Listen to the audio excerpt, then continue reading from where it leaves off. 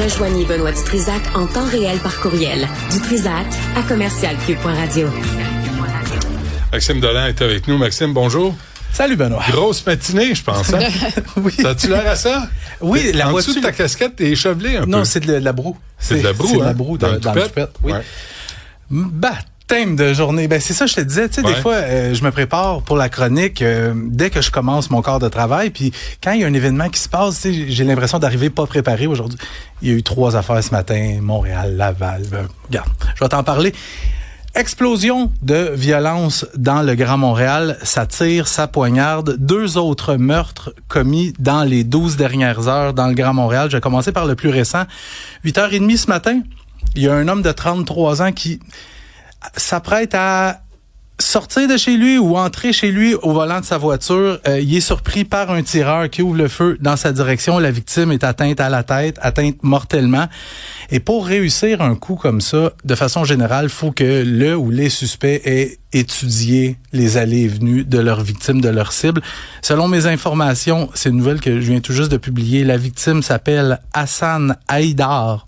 C'est un gars qui est relié au violent gang des Rolling 90s. C'est un gang qui fait la pluie et le beau temps dans l'ouest de l'île de Montréal depuis déjà quelques années.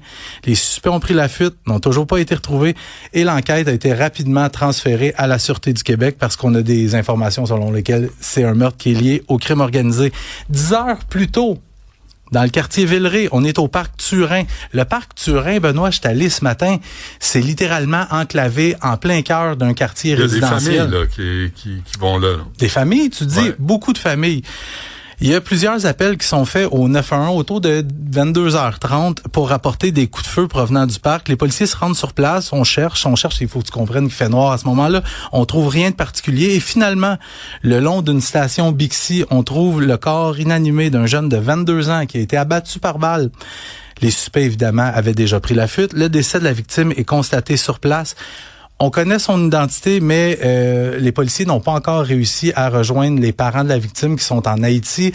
Alors, je vais me garder une petite gêne. Je dévoilerai pas son nom pour le moment, mais ça serait pas un gros criminel. Et dans les 2 meurtres dont je te parle, il y a toujours pas d'arrestations qui ont été faites. OK. Des nouvelles de ce qui s'est passé au Walmart? Oui, monsieur. 4 adolescents arrêtés pour ce meurtre-là. Puis, je te le disais hier, c'était une question de temps avant que ça soit fait. Je te rappelle ce qui s'est passé mardi après-midi. On est dans la section des articles pour bébés dans un Walmart de Montréal-Nord. Il y a un gars de 22 ans qui est attaqué par un groupe de jeunes. La victime, qui venait tout juste de sortir de prison, a été poignardée. Il y a un des coups de couteau qui l'a atteint directement au cœur. Il a succombé à ses blessures. Puis, je te le disais hier, je pensais pas que l'enquête allait être très, très longue. Premièrement, parce que le meurtre a été commis devant plein de témoins, notamment des familles. Deuxièmement, parce qu'il y a quoi? 1200 caméras de surveillance dans les Walmart. Tu sais, c'est filmé de tous les angles. Et troisièmement, les suspects dans ce dossier-là portaient au moment du crime leur uniforme de l'école secondaire Henri Bourassa. Fait que, qu'est-ce que les enquêteurs ont fait? Dès hier, ils se sont présentés à l'école, aller faire un petit brin de jasette avec les jeunes. Ouais, tu es au courant de quelque chose? Parce que entre jeunes, c'est difficile de garder un aussi gros secret, ça se parle beaucoup.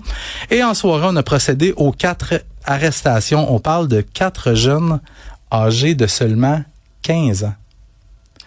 15 ans, t'es secondaire 3? Ouais. Maximum secondaire 4. Ouais. Devrait comparaître aujourd'hui en chambre de la jeunesse sous une accusation de meurtre. Et non. 15 ans. Et non. Je ne peux pas te dire leur nom parce que je peux pas te dire non plus s'ils étaient connus des milieux policiers parce que ça a l'air que tu peux poignarder quelqu'un dans le rayon des bébés au Walmart, mais c'est illégal pour moi de donner leur nom. D'identifier l'agresseur. Oui, nos pauvres petits minous. Ils sont filmés. Hein? Ils sont filmés, oui. On les a vus, là. Oui. Puis je pourrais jamais te dire leur nom non plus.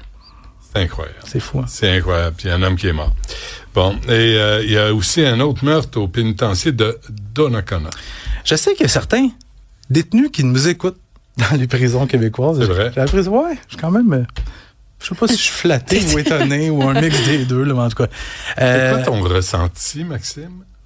Je me sens bien, en général, moi. Ouais. Je assez bien, mais je m'adresse aux détenus qui sont incarcérés au pénitencier de Donnacona. Ouais. Arrêtez d'aller vous entraîner.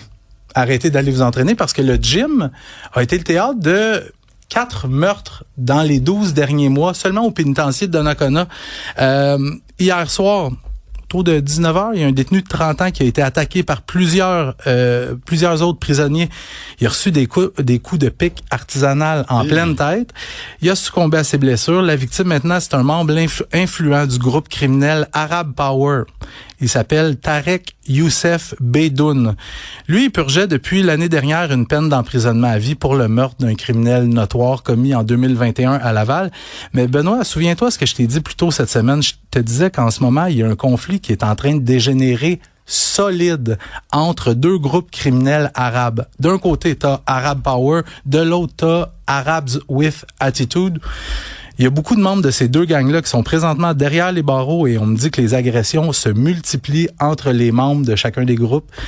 Tout ça serait le résultat de l'agression du leader présumé d'Arabs with Attitude au début du mois de mai au pénitencier de Drummondville. Et depuis ce temps-là, la situation est loin de se calmer. Et d'ailleurs, t'as le chef présumé d'Arab Power, Younes Aitaki, qui a été informé que sa vie était en danger. Il y a même la mafia montréalaise qui a mis un contrat de 800 000 $ sur sa tête. Et M. Aitaki a été placé en isolement pour sa protection. Disons ça comme ça. Par les policiers. Par les agents carcéraux. À nos frais. Ben oui. Fait que tout va bien. Et là, on est au début de la période estivale et j'ai comme l'impression que les criminels passent en deuxième vitesse. Ouais. Bon, parfait. Fait que allez pas vous entraîner, hein? C'est pas le temps là. Si vous nous écoutez à Donnacona, non. Ouais. Juste une question niaiseuse. Pourquoi l'été? Je me rappelle pas de la raison qui fait que l'été, il y a plus de meurtres ou c'est plus chaud. Ben, de façon générale, comme on dit. Tu sais, ils te le diront pas comme ça, mais c'est toujours plus agréable de tuer quand il fait 30 degrés Celsius. Non. Plus sérieusement, les gens sont plus à l'extérieur. L'hiver, les gens sont plus encabanés. C'est moins. Okay. C'est plus propice à l'action, à des rencontres à ce moment-là. Tu donc, vois, hier, inévitablement, ça peut arriver. Hier, ça s'est produit dans un parc à 22h30. Quand il fait moins 22, c'est rare que les parcs aient des gens. Juste vraiment une question de météo. OK, ouais. Météo. C'est beau? Y a-t-il autre chose? C'est tout. C'est assez. Ouais, c'est en masse. Il nous en reste une seule demain et on va essayer de pas verser de larmes quand même, hein? On le sait que vous êtes des broyeux. Non, mais il y a des gens qui sont tristes qu'on prenne. Ben non. Personne n'est irremplaçable. On se laisse là-dessus. On se reparle demain. C'est bon.